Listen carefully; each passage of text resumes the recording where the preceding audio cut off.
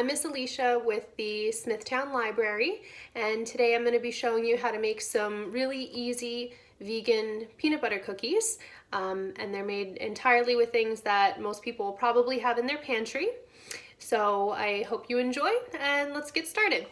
So we're gonna have the recipe posted along with this video, but I'm gonna go through the ingredients so that you know what we're gonna be using. So it's 6 simple pantry ingredients. We're going to have peanut butter, about a cup of it. And then you're also going to need throughout this recipe a cup of sugar, a cup of flour, 6 tablespoons of either almond milk, some type of other non-dairy milk, or you can even use water. So you're going to want to leave that at room temperature if you can. We'll also be needing a teaspoon of baking soda and 2 teaspoons of vanilla extract. So the first thing you're going to want to do after you gather your ingredients, you are going to want to preheat your oven to 350 degrees. And then the first ingredient you're going to want in your bowl is your peanut butter. So again, this is a cup of whatever type of peanut butter you have on hand. You can use crunchy peanut butter, you can use natural peanut butter, whatever floats your boat. The second step, you're going to take your cup of sugar and you're just going to put that in right with the peanut butter. And then you are going to start creaming together your peanut butter and your sugar.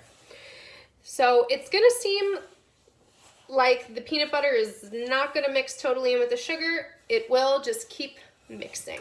So I'm going to go ahead and do that.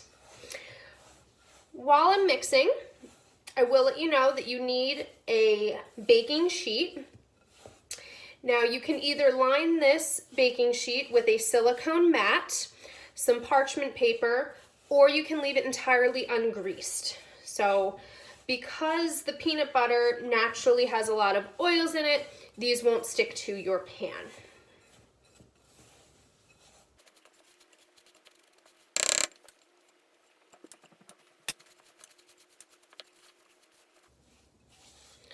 All right, my sugar is just about entirely mixed in with my peanut butter. So you'll know that it's really all creamed in there when you do not see any more of the white granules of the sugar. It should just look like clumpy peanut butter.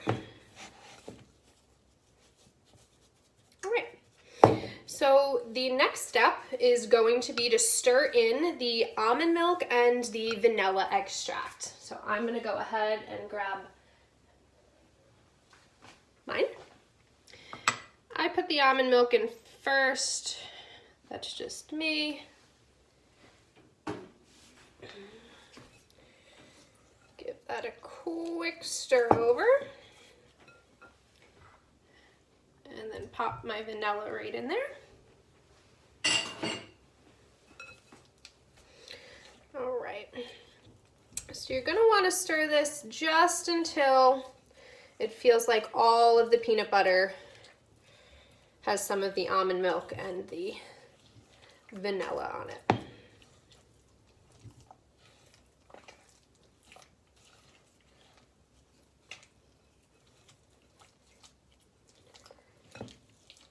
Okay.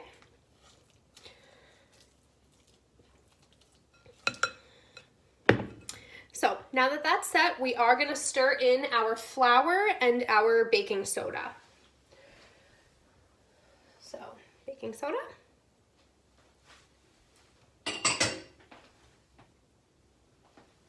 Flour.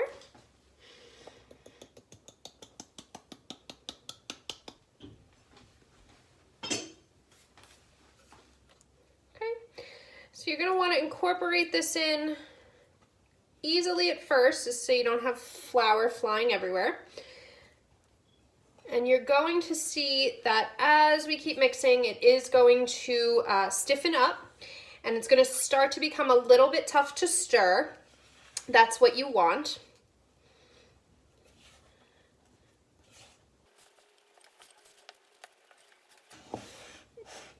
As it becomes a bit toughened up, just keep scraping the flour down from the sides of your bowl and keep kneading it together.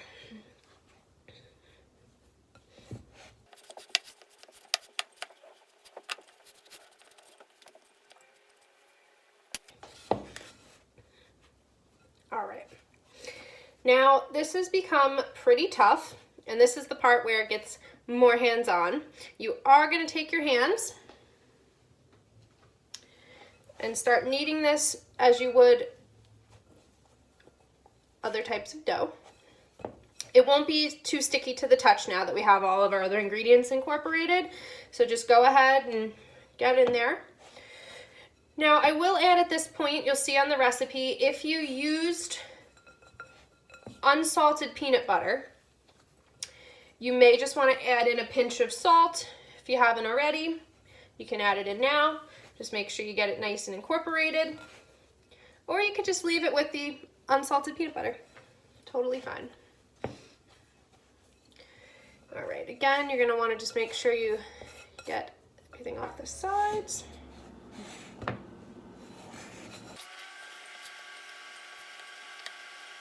Okay. You may still have some flecks of flour in here. That's all right. Just pull your dough apart and knead them in smaller rounds, and you'll start to see the flour totally incorporate into the dough. And some of those flecks of flour may not entirely go away, and that's all right. Not going to impact the taste or the consistency of the cookie.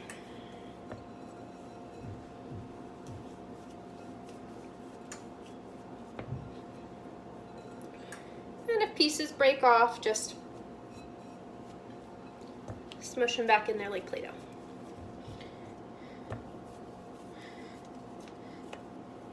This is a very fun recipe to do with kids because it's hands-on, it's quick, it's easy. Or just for adults too, if you need something sweet. All right, so I'm placing all of my dough back together in one large dough ball. And this is the point where we are going to break the dough off into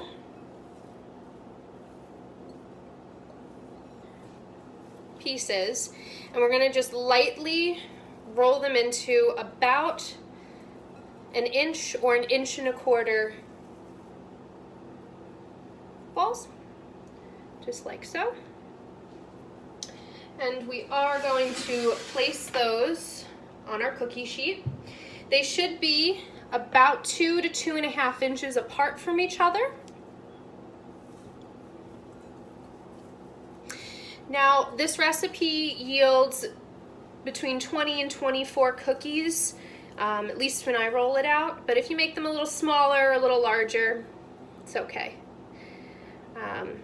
You just might have to vary your cooking time.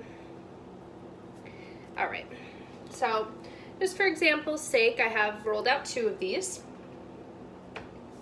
And once you've placed these on your cookie sheet, you are going to take a fork and you're going to just put a little, you're going to press into the cookie one way, press into the cookie the opposite way, just with the prongs of your fork, and it should give you a little crisscross pattern like so. And don't worry if the cookies don't look perfect. They're gonna look a little, they're not gonna have perfect edges. That's not what this recipe's for, but they do taste awesome. All right, so you're gonna do that. And once you've pressed that into each of your cookies, you can take a sprinkle of sugar and just sprinkle that right into the little crisscrosses. You can also do that with salt if you prefer, you know, like a salted peanut butter cookie. And so it'll just look right like that. Now, since we are filming, the magic of filming, I actually have a couple of the finished cookies here for you, so you can see what they look like.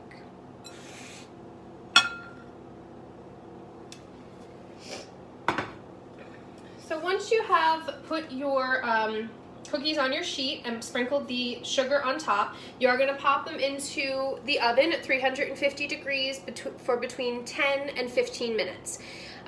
If you want a slightly crispier cookie, I suggest 13 to 15 minutes. If you want them to be extra soft, keep them in a little bit less. Once they are finished, you are going to want to let them cool for 15 minutes, either on a wire rack or a plate, otherwise they're going to crumble. But that's pretty much it. So this is a really easy vegan peanut butter cookie recipe. 1 bowl, 6 ingredients, no special tools. I hope you guys enjoy.